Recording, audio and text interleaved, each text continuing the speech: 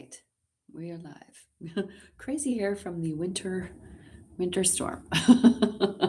All right, hi, Erica here, with our latest Q&R, question and reflection, common questions asked from yoga practitioners, and one of the most common, especially with in a class during class time, is, am I doing this yoga posture right? All right, am I doing it right? And it's a difficult question for teachers. If you're a teacher, you know, because what is right, right? If we're looking at this kind of dualistic of, if it's not right, then it's wrong, that really doesn't help in yoga postures or in yoga philosophy in general, correct? So when we're looking at right in a yoga posture, I hope to offer some nuance to your thinking and hopefully allow you to give yourself a little bit of slack, a little bit of grace when you're practicing or considering practicing yoga. So if you haven't looked at the other question and reflection videos in this series, please do. It talks about, I'm not flexible. Can I do this? And I debunk some things there. So, what kind of yoga is right for me? Please go look at those as well. This video will give you some ideas about dealing with this question in your mind that comes up in my mind too, all the time when I'm learning from my teachers. Am I doing this right? And I have to remind myself of a few things when it comes to yoga. So I have my handy dandy whiteboard. I love whiteboards when I'm teaching. And so when we think of, am I doing a posture right? Consider a few things of where that might come from. We live in a society where this idea of right and wrong is very tightly defined, right? So maybe we can loosen that a little bit as we think about yoga posture. So just think that we already have it in our minds that if it's not right, then it's wrong, and then we get anxious about it. And so that's kind of the context that we're dealing with on one hand. On another hand, we see social media, we see videos, even when I post a video or when I post a picture of myself in a posture, people tend to think, well, that must be the right way because I'm a teacher. Okay, so that is something else that we're dealing with in our minds, that if we see it on social media or we see it from a teacher, then that must be the right way to do it. And I'd like to say right away that no. So again, give ourselves some grace. So these are some conditionings that we have, that if it's not right, it's wrong. And that we have this idea of perfectionism or this ideal posture. And those are things that are real and that we deal with. And so we want to recognize that those are some mindsets we might come into yoga postures with. And also, on the other hand, we also want to make sure that we make the most of our time in a yoga class, right? If I'm not doing the posture in a most effective way for my body, then what am I here for? Okay, so that's very legitimate, that I want to make the most of my time. There is an energetic quality to yoga postures, which is a little bit different than maybe fitness, exercise, Western exercise. There's a subtle body aspect to yoga postures. And if we're not working with that posture as it's intended, we may not be able to access that benefit as concretely as maybe we would like. So that's a legitimate concern, that we do want to get the intention of the posture so that we can access its benefits, not only on a physical level, but also on this subtle kind of energetic level. Okay. We also have a very legitimate concern in working with postures, that we want to avoid injury. Okay. So especially if we've had previous injuries or we have chronic conditions that we're dealing with, or we just want to prevent injury. Those are very legitimate concerns, that we want to get towards a posture that does prevent injury. All right. So again, we've got some conditioning that we might want to soften the grip on. And we also have some very legitimate concerns that make this question about doing the posture right, something we want to think about. Okay. So what can we do? All right. What can we do when we approach a posture? We're introduced to a new one, or we are dealing with, working with variations of postures. What can we do? I would love for us to loosen our grip on this question, or this idea of right and wrong, and to start to think about what is the best variation of this posture for my body today at this time. that will get me towards, the physical and the energetic benefits that I'm seeking. Okay. So rather than, am I doing, for example, triangle pose? Okay. Am I doing triangle pose right or ideally?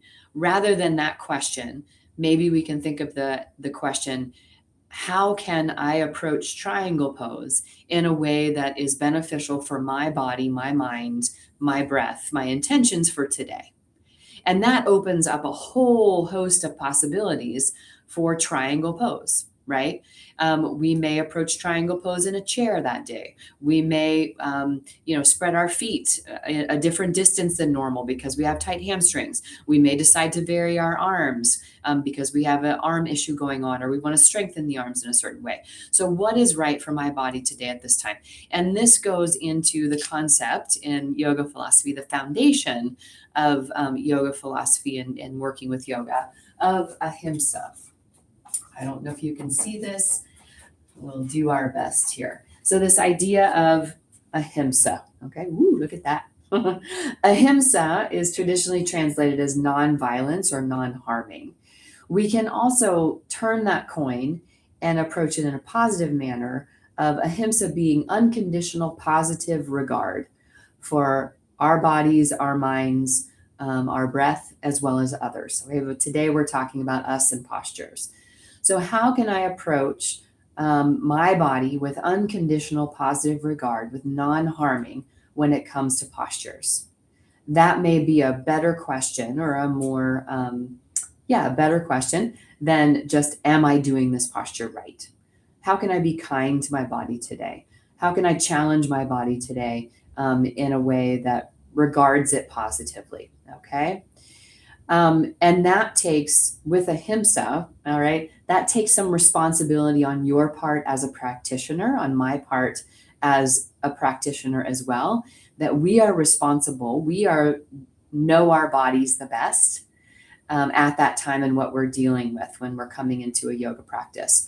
So yoga has this very big component of taking responsibility for where you are today at this time, and then moving forward with discernment from there.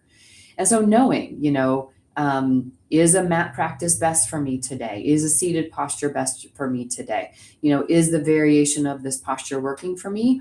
Or do I need to ask my teacher for a different variation? So taking responsibility.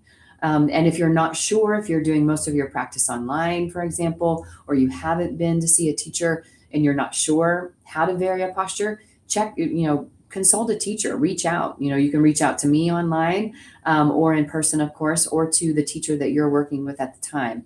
And we would love to work with you to help make postures be more accessible to your body and your situation at that time.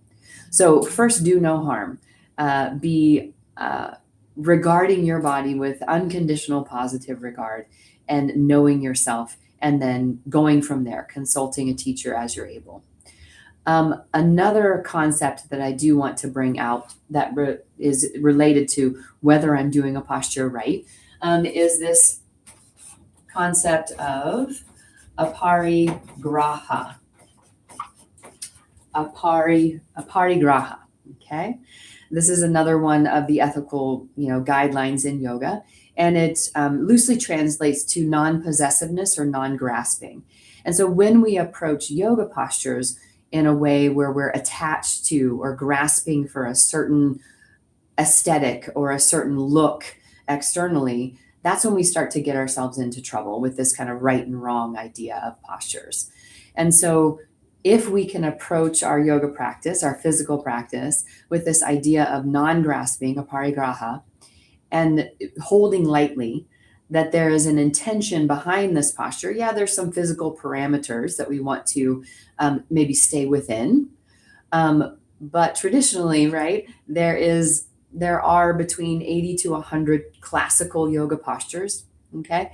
And there are probably 100 variations of each of those.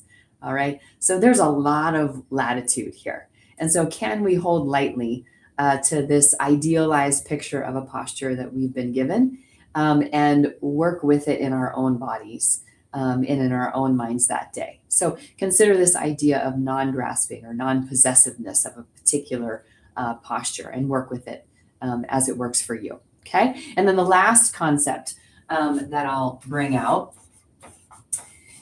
relates to the other two. All right. It's swadhyaya. Okay. The V here is more of a combination between a V and a W. So swadhyaya.